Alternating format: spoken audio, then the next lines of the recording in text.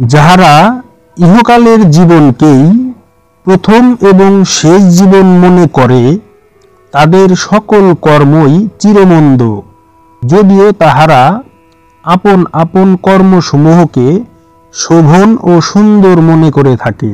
ইহার কারণ তাহারা অসীম প্রবৃত্তির অনুসারী। বস্তুগত জ্ঞানে মানুষ যতই জ্ঞানী বলিয়া বিবেচিত হন না কেন, কোরআন তাহাকে অসীম প্রবৃত্তি পরায়ণ বলিয়া আখ্যায়িত করিয়াছেন। সালাতের আত্মদর্শনের জ্ঞান ব্যতীত মানবীয় সূক্ষ্ম বুদ্ধি এবং চিন্তা শক্তির মাধ্যমে প্রবৃত্তি পরায়ণতার কলুষতা হইতে মুক্ত হওয়া যায় না। সালাতের জ্ঞানে জ্ঞানী হইবার পূর্ব পর্যন্ত মানুষ প্রবৃত্তি পরায়ণ হইয়াই থাকে, কিন্তু ইহা অসীম বা চিরস্থায়ী হইয়া থাকা বাঞ্ছনীয় নহে।